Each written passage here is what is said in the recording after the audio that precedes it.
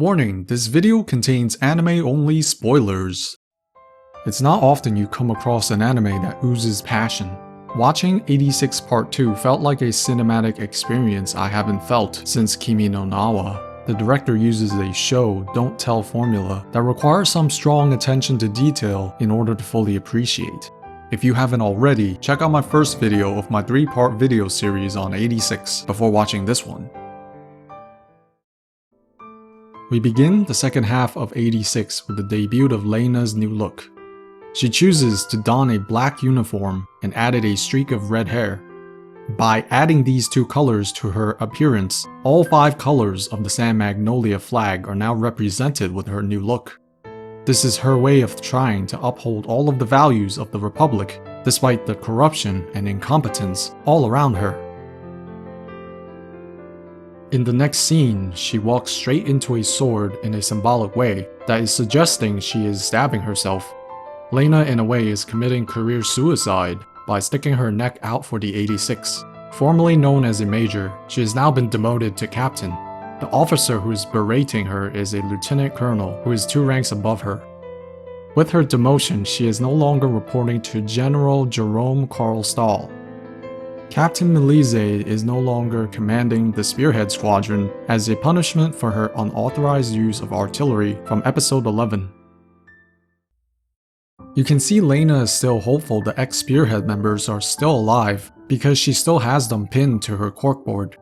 The box on her windowsill is where she places the deceased to remember and to honor them. When the camera pans to the 5 protagonists, Shin's portrait looks like it's been through some rough times. This is a callback to episode 9, when Lena took Shin for a spin during her confrontation with Annette. Episode 13 brings us back to civilian life in the Federacy. The Spearhead 5 spend their free time doing normal activities, trying their best to assimilate into society. They attempt to try new things, make new friends, but no matter how hard they try, you get the sense they just don't belong. The feeling of isolation they all share leads to their mutual desire to return to the battlefield. The ending sequence highlights some of the important scenes in each episode. You have arrived at the first segment of Anju's Pain Corner, where we get glimpses of Anju's suffering. In this episode, the most glaring scene was when Theo asks Anju about her future. Notice there is a couple walking in the background that closely resembles Anju and Daya. This is a painful reminder that shows us Anju is still coping with her loss. Back at the library, there was a particular book that caught our Stoic Reaper's attention. You might have seen this book before. It was a book he was all too familiar with. Fido returns. It was a heartwarming episode, but we are quickly brought back to reality, because this is 86. In one instance, we have a warm and cheerful scene. The boys are having a nice wholesome meal. Heck, they even took a picture together. Everything is good. Wait, what? Did they just... The transition here is ineffable. First they showed Eugene holding onto his locket, and then immediately the next frame you see a bloody arm still gripping onto the same locket. It was an incredibly well executed scene that foreshadowed his death right before the final revelation. Episode 15 had an abundance of crow scenes, and a crow was also featured in the ending sequence. The kanji Karasu means both raven and crow in Japanese, while the Chinese equivalent is wu ya. In both Japanese and Chinese, the word for raven and crow is interchangeable. In case you didn't know, crows are a carrion bird, which means their diet consists of feasting on the flesh of deceased animals. With their pitch black feathers, their ominous croaking voice, and their reputation as scavengers of the dead, crows are often associated with loss and bad omen. While in Western culture, they sometimes have a positive connotation in the form of insight and prophecy, Eastern cultures strongly associate these birds with negative symbolism. The arrival of a large flock of crows signifies they are anticipating death to occur, eagerly waiting for their next meal. If one should appear at your doorstep, it means that someone you know has passed away. Knowing all of the superstitious meanings behind the Karasu made me particularly anxious for what's to come. We know the director doesn't let small details go to waste. The sense of foreboding is extremely well done because right before the scene where Shin and Raiden have their talk, two crows are seen perched outside. After their conversation, only one remains. During Kiria's backstory, we were given a sneak peek of his eventual alias. On the window, there is a morpho butterfly tangled in a spiderweb. We later come to know the Legion weapon has been designated as the Morpho.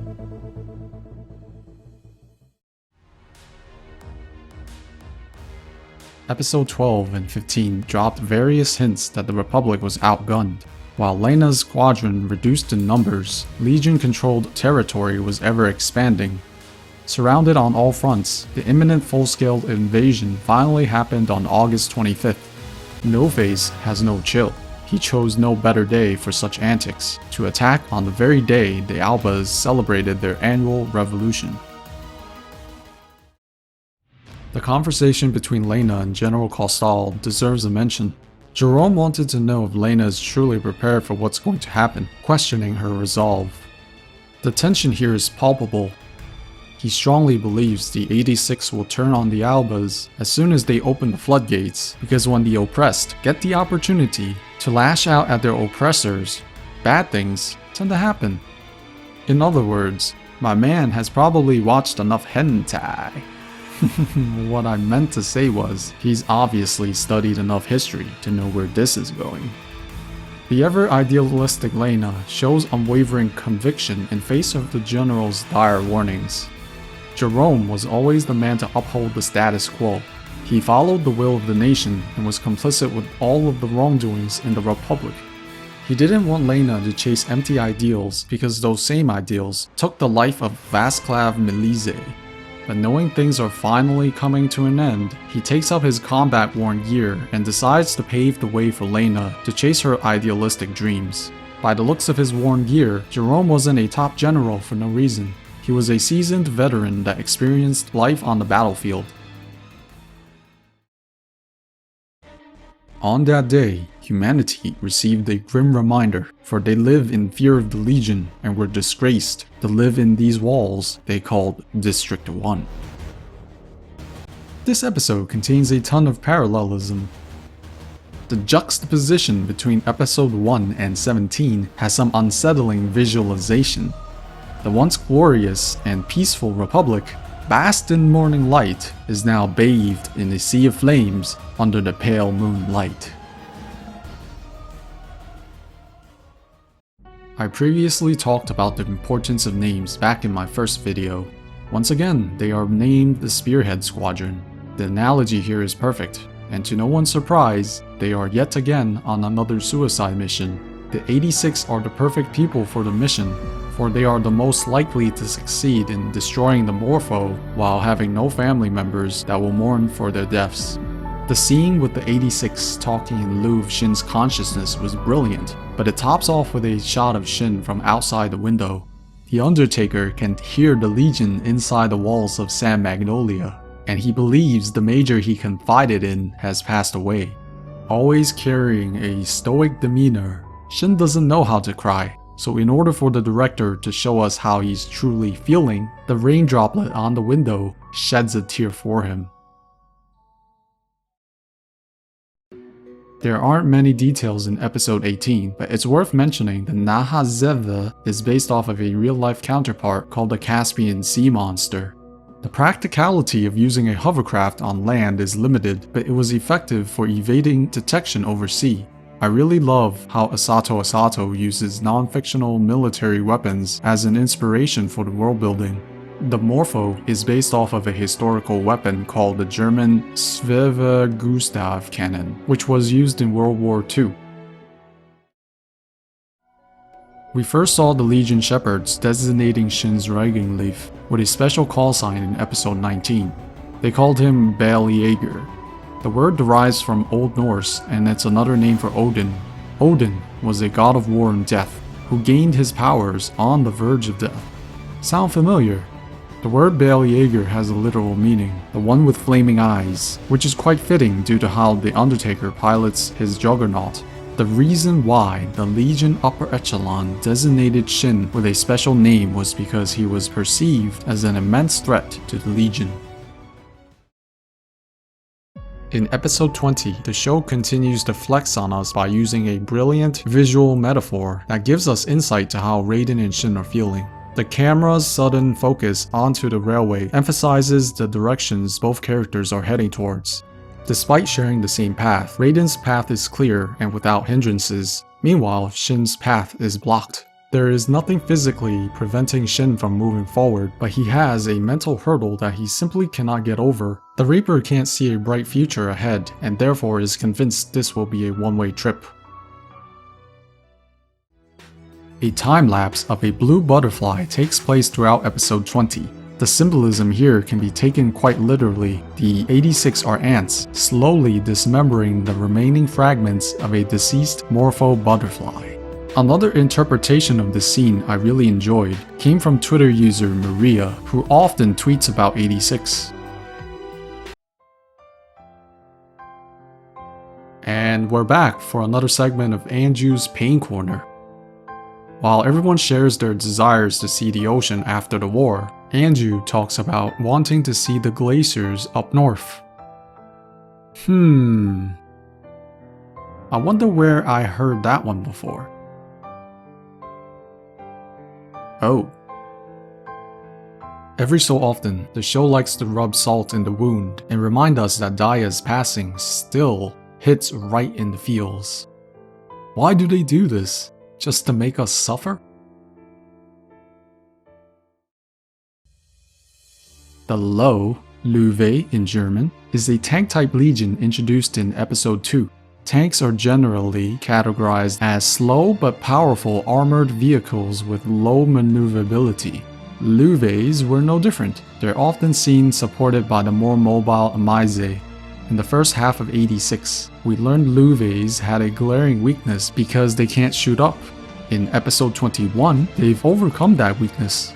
The evolution of Legion tactics makes the Legion much more formidable. Who could have thought we would have seen character development for the autonomous Legion foot soldiers? The following observations were written before episode 22 came out. In a pivotal moment during the confrontation between Shin and Kyria, an unknown source of artillery fire comes to aid the Undertaker.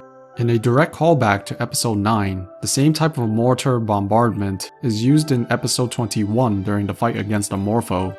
With these striking similarities, there's no doubt in my mind that the supporting artillery fire came from the Republic of San Magnolia. Two important details helped me reach this conclusion. First, they were in Republic territory. Visually speaking, the capital of San Magnolia has a striking resemblance to Paris, France. In the previous episode, we've been shown multiple scenes of destroyed statues and French signposts that signaled that we were back in the Republic. The second key detail is the color of the para-raid device. We were told the new raid devices were reverse engineered by the Federacy. When the raid devices are operational, its color is yellow. When the device is on mute, it is red. In the heated moment before the bombardment, you can see Shin's raid device flicker between yellow and green several times. A muffled but audible command is given by an unknown voice, instructing Shin to retreat, and he complies. We were last shown Lena's raid device upgraded to allow her to synchronize with all of the units within the 86 districts. If we put 2 and 2 together, we can reasonably conclude that the voice came from none other than Vladilena Melise. In case you didn't know, it was announced on December 23rd, 2021. The final 2 episodes are delayed until the following year. The season finale will be airing on March 19th, 2022. There are exactly 86 days from the date of announcement to the date of the planned finale. I don't know if this was a coincidence, but I feel this was too perfect to be not done deliberately. The main reason why the show was delayed was because of scheduling conflicts. 86 simply ran out of time slots, and Japanese television schedules are planned meticulously ahead of time, and therefore could not squeeze in the final 2 episodes, caused by multiple production delays.